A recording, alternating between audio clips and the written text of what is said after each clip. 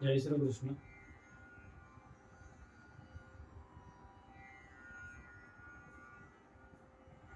આપણે આગળ જોયું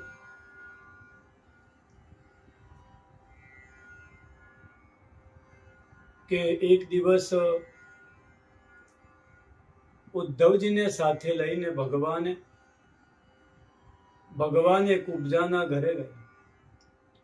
ભગવાને એનો મનોરથ પૂર્ણ કર્યો અને કુબજાએ ફરીથી ભગવાનને એક દિવસ રોકાવા માટે કહ્યું. તો સુખદેવજીને ખોટું લાગ્યું ને સુખદેવજી કુબજાને ન બોલવાના સંબોધન કહે છે. સૈવં કૈવલ્યનાથં તમ પ્રાપ્ય દુષ્પ્રાપમીશ્વરમ અંગરાગાર્પણેનાહો દુર્ભગે દમયાચત.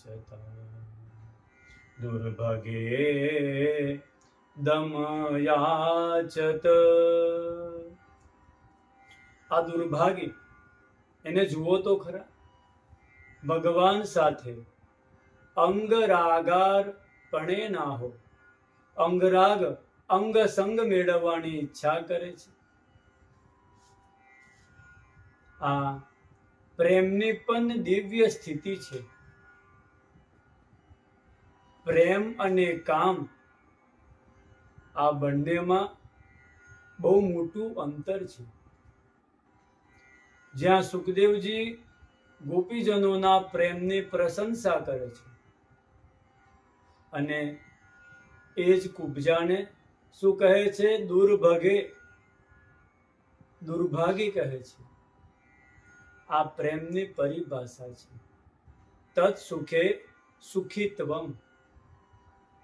પ્રભુના સુખમાં જ પોતાનું સુખ માણે એ સાચો પ્રેમી.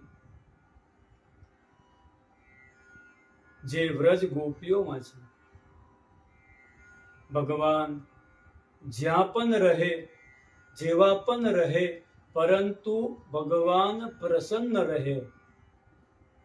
એમની પ્રસન્નતામાં જ અમારી પ્રસન્નતા છે. આજે આ ગોપીઓના પ્રેમનું સ્વરૂપ છે. કુબજામાં પોતાના સુખની કામના છે. જ્યાં સ્વસુખિત્વનો ભાવ છે. 3 પ્રકાર બતાવ્યા છે રતિના. એક છે સમર્થારતિ, બીજી છે સમંજસારતિ ને ત્રીજી છે એ સાધારણ રતિ. સાધારણ રતિ છે કુબજામાં. અરે મોટા મોટા યોગીઓ પણ ભગવાન સાથે અંગ સંગની કામના કરે છે. તો કુબજાએ પણ એ જ કામના કરી, તો એમાં ખોટું શું છે? આપની દ્રષ્ટિએ કુબજા એ મહાન છે, પરંતુ સુખદેવજીની દ્રષ્ટિએ આ કુબજા એની સાધારણ રતિ છે. કેમ કે એમાં સ્વસુખે સુખિત્વમ એની ભાવના છે. અને આનાથી શ્રેષ્ઠ રતિ છે એ સમંજસા રતિ. કોની છે? એ ભગવાનની પટરાણીઓની છે. સમંજસા રતિ એટલે આપણે પણ સુખ મળે, આપણને પણ સુખ મળે અને આપણા દ્વારા પ્રભુને પણ સુખ મળે. સુખની કામના અને સુખ પ્રદાનની ભાવના, આ સમંજસા રતિ ભગવાનની પટરાણીઓની. પરંતુ જે સમર્થા રતિ છે એ તો કેવળ વ્રજની ગોપીજનોમાં છે, જેમાં ફક્ત તત્ સુખે સુખિત્વમની ભાવના છે. પોતાના સુખની કામના જ નથી. જેમાં પ્રભુ પ્રસન્ન હોય એમાં જ અમે પ્રસન્ન. જે ગોપીજનોને મળવું જ હતું તો મથુરા આવીને ગમે ત્યારે મળી શકત. બહુ નથી વૃંદાવનથી મથુરા, પરંતુ જ્યારે ભગવાનને જ મળવાની ઈચ્છા નથી, પ્રભુને જ મળીને સુખ નથી મળતું, તો એમના વિરહમાં અમે જીવનભર